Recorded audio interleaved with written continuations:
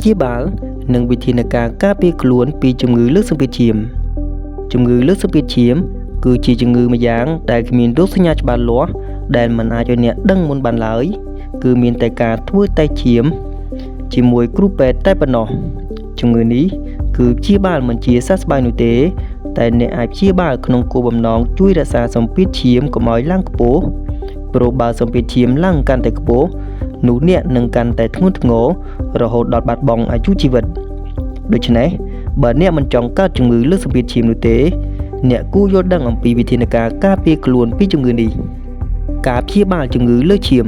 ក្នុងវិស័យវេជ្ជសាស្ត្របច្ចុប្បន្ននេះគឺពុំទាន់រកឃើញការព្យាបាលជំងឺលើសឈាមឲ្យបានជាសះស្បើយនៅឡើយទេគឺមានតែការព្យាបាលដែលជួយរក្សាលំនឹងសម្ពាធឈាមរបស់អ្នកជំងឺលើសឈាមតែប៉ុណ្ណោះការព្យាបាលនេះទៀតសោតគឺមិនអាចឈប់ពាក់កណ្ដាលទីនោះទេគឺត្រូវព្យាបាលរហូតដោយសារតែសម្ពាធឈាមរបស់អ្នកគឺអាចនឹងមានការឡើងមកវិញបើទោះបីជាមានការព្យាបាលប៉ុន្មានលើកប៉ុន្មានដងក៏ដោយការព្យាបាលជំងឺលើសសម្ពាធឈាមប្រភេទទី1ក្នុងករណីនេះ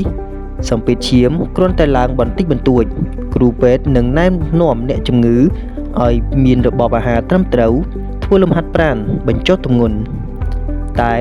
បើសម្ពាធឈាមនៅតែឡើងខ្ពស់ខ្លាំងគ្រូពេទ្យនឹងព្យាបាលដោយការប្រើប្រាស់ថ្នាំដើម្បីជួយបន្ថយនិងដំឡើងសម្ពាធឈាមបើចាំបាច់ការព្យាបាលជំងឺលើសឈាមប្រភេទទី2ក្នុងករណីនេះការព្យាបាលនឹងធ្វើទៅតាមមូលហេតុដែលបង្កឲ្យមានសម្ពាធឈាមឡើងខ្ពស់ឬលើសឈាមវិធានការការពារខ្លួនពីជំងឺលើសឈាមបញ្ចុះទម្ងន់និងរក្សាទម្ងន់ឲ្យបានត្រឹមត្រូវតាមស្តង់ដារបរិភោគអាហារផ្ដល់ផលល្អចំពោះសុខភាពនិងអនាម័យខ្ពស់ហើយសម្បូរជាតិប៉ូតាស្យូមតមការហូបប្រៃបន្ថយការហូបជាតិខ្លាញ់និងប្រេងឈប់ពិសាបារីនិងគ្រឿងស្រវឹងព្យាបាលកុំធ្វើឲ្យខ្លួនឯងពិបាកចិត្តឬតានតឹងគិតច្រើនធ្វើលំហាត់ប្រាណយ៉ាងហោចណាស់ឲ្យបាន30នាទីជារៀងរាល់ថ្ងៃ